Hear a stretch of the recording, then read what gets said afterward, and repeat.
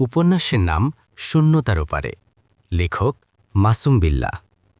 তারিক আর সুমাইয়ার সংসারটা ছিল ছোট্ট একটা পাখির নীড়ের মতো। ভালোবাসার কোনো কমতি ছিল না, শুধু একটা চাপা দীর্ঘশ্বাস ছাড়া। বিয়ের 10 বছর পেরিয়ে গেছে, কিন্তু তাদের ঘর আলো করে কোনো সন্তান আসেনি। সমাজের কত কটু কথা, কত বাঁকা দৃষ্টি সুমাইয়াকে সহ্য করতে হয়েছে তার কোনো হিসেব নেই। রাতে তারিক যখন ঘুমিয়ে পড়ত, সুমাইয়া চুপি চুপি উঠে তাহাজ্জুদের জায়নামাজে দাঁড়াত। সিজদায় গিয়ে অঝরে কাঁদত সে, তার কান্নায় জায়নামাজ ভিজে যেত। তারিক মাঝে মধ্যে জেগে উঠে দেখত অন্ধকারে তার স্ত্রী ফুপিয়ে কাঁদছে আর বলছে, হে আল্লাহ, আমাকে একটা সন্তান দাও, যাকে আমি তোমার দ্বীনের জন্য বড় করব। তারিক পেছন থেকে এসে সুমাইয়াকে জড়িয়ে ধরে বলতো, আল্লাহর কোনো সিদ্ধান্তে হয়তো আমাদের জন্য ভালো কিছু লুকিয়ে আছে সুমাইয়া, হতাশ হয়ো না। অবশেষে 10 বছর পর আল্লাহ তাদের ডাক শুনলেন। সুমাইয়া গর্ভবতী। খুশিতে তারিকের চোখে সেদিন পানি চলে এসেছিল। সুমাইয়া আনন্দে কেঁদে ভাসিয়েছিল। অনাগত সন্তানের জন্য তারা কত স্বপ্ন বুনতে শুরু করল। তারিক বাজার থেকে ছোট্ট একজোড়া লাল জুতো কিনে আনল। সুমাইয়া নিজের হাতে কাঁথা সেলাই করতে শুরু করল। তারা সিদ্ধান্ত নিল, ছেলে হলে নাম রাখবে আমান, অর্থাৎ আমানত, আর মেয়ে হলে আয়েশা। সুমাইয়ার গর্ভাবস্থার 8ম মাস চলছে। চারদিকে শুধু আনন্দ আর অপেক্ষা। সেদিন ছিল বৃহস্পতিবার। সন্ধ্যায় হঠাৎ সুমাইয়ার বুকে তীব্র ব্যথা শুরু হয়। ব্যথায় নীল হয়ে যায় তার মুখ। তারিক দিকবিদিক শূন্য হয়ে সুমাইয়াকে নিয়ে হাসপাতালের দিকে ছুটে যায়। ডাক্তাররা সুমাইয়াকে আইসিইউতে নিয়ে যায়। বাইরে তারিক পাগলের মতো পায়চারি করছে আর ঠোঁট বিড়বিড় করে আয়াতুল কুরসি পড়ছে। কিছুক্ষণ পর একজন ডাক্তার বেরিয়ে এসে অপরাধের মতো মুখ করে বললেন, পেশেন্টের অবস্থা খুব খারাপ, ওনার ম্যাসিভ হার্ট অ্যাটাক হয়েছে। আমরা চেষ্টা করছি, কিন্তু মা অথবা বাচ্চা যে কোনো একজনকে হয়তো বাঁচাতে পারব। তারিকের মাথার ওপর যেন আকাশ ভেঙে পড়ল। সে ডাক্তারের পা জড়িয়ে ধরে কাঁদতে কাঁদতে বলল, আমার স্ত্রীকে বাঁচান ডাক্তার সাহেব, আমার বাচ্চা চাই না, আমার সুমাইয়াকে ফিরিয়ে দিন। কিন্তু আল্লাহর পরিকল্পনা মানুষের চিন্তার বাইরে। ডাক্তাররা অপারেশন করে বাচ্চাটিকে বের করলেন, কিন্তু সুমাইয়াকে বাঁচাতে পারলেন না। অপারেশন থিয়েটারে শেষবারের মতো সুমাইয়াকে দেখতে দেওয়া হলো তারিককে। সুমাইয়ার মুখটা ফ্যাকাশে, কিন্তু কি অদ্ভুত এক প্রশান্তি সেখানে। তারিক সুমাইয়ার হাতটা ধরে ডুকরে কেঁদে উঠল, আমাকে একা রেখে কোথায় যাচ্ছ সুমাইয়া? সুমাইয়া অনেক কষ্টে চোখ খুলে ক্ষীণ স্বরে বলল, কাঁদবেন না, আল্লাহ যা করেন ভালোর জন্যই করেন। আমাদের আমানকে দেখে রাখবেন, ওপারে আমি আপনাদের জন্য অপেক্ষা করব।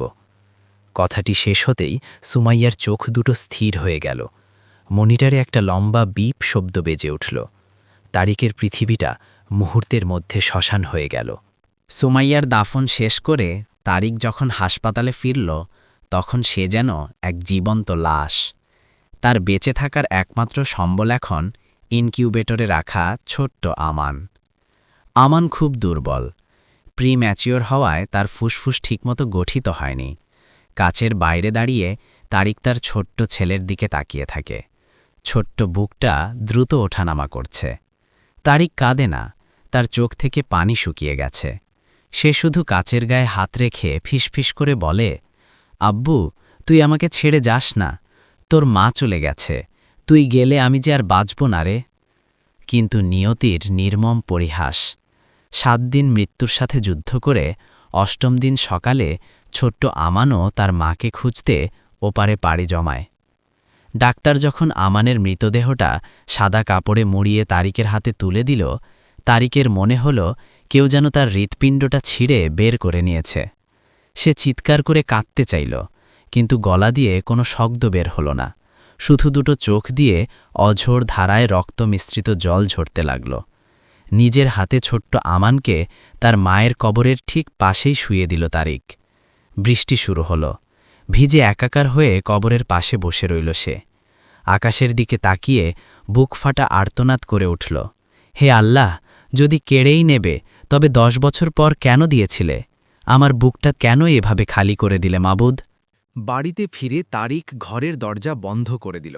খাটের উপর এখনও সুমাইয়ার সেলাই করা সেই নকশি কাঁথাটা পড়ে আছে। ড্রেসিং টেবিলের পাশে রাখা সেই ছোট্ট লাল জুতো জোড়া। তারিক জুতো জোড়া বুকে চেপে ধরে মেঝের উপর লুটিয়ে পড়ল। ঘরের প্রতিটি কোণ থেকে যেন সুমাইয়া আর আমানের গন্ধ আসছে। সুমাইয়া, আমান বলে ডুকরে ডুকরে কাঁদতে লাগল সে। কেউ নেই তাকে সান্ত্বনা দেওয়ার। দিনে দিনে তারিক যেন পাগল হয়ে যেতে লাগল। সে না খায় না ঘুমায়, শুধু জায়নামাজে পড়ে থাকে আর কাঁদে।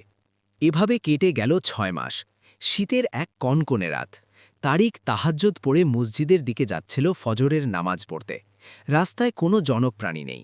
হঠাৎ ডাস্টবিনের পাশ থেকে একটা মৃদু কান্নার আওয়াজ তার কানে এলো। তারিক থমকে দাঁড়াল। কাছে গিয়ে দেখল কাপড়ে মোড়ানো একটা সদ্যজাত শিশু। ঠান্ডায় নীল হয়ে গেছে, পিঁপড়েরা কামড়াচ্ছে তার গায়ে। কেউ তাকে ডাস্টবিনে ফেলে রেখে গেছে। শিশুটি মৃত্যুর সাথে লড়ছে। মুহূর্তের মধ্যে তারিকের বুকের ভেতরটা কেমন যেন করে উঠল।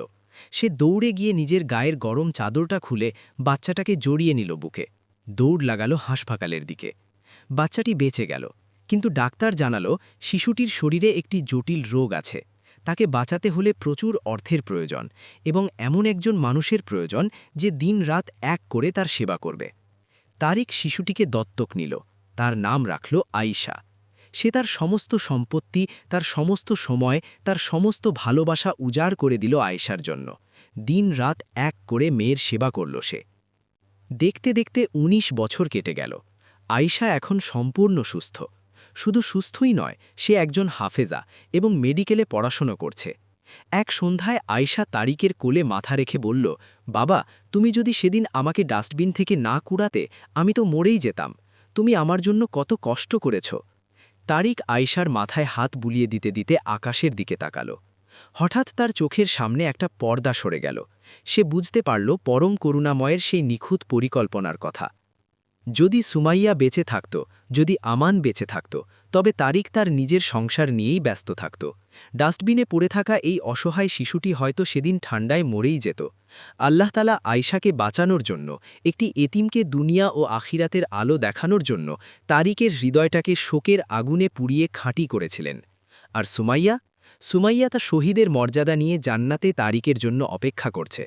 আর ছোট্ট আমান, সে তো জান্নাতের পাখি। কিয়ামতের দিন সে তার বাবাকে ছাড়া জান্নাতে প্রবেশ করবে না বলে আল্লাহর অরশ ধরে দাঁড়িয়ে থাকবে। তারিক বুঝতে পারল আল্লাহ তার কাছ থেকে সাময়িক কিছু কেড়ে নিয়ে তাকে চিরস্থায়ী এক বিশাল পুরস্কার দিয়েছেন। তার চোখ বেয়ে ফোঁটা গরম জল গড়িয়ে পড়ল। তবে এ জল কষ্টের নয়, এ জল পরম প্রাপ্তির, প্রশান্তির। সে সেজদায় লুটিয়ে পড়ে কান্নায় ভেঙে পড়ল এবং হৃদয় থেকে উচ্চারিত হল একটি মাত্র বাক্য, হে আমার রব, নিশ্চয়ই আপনিই সর্বোত্তম পরিকল্পনাকারী।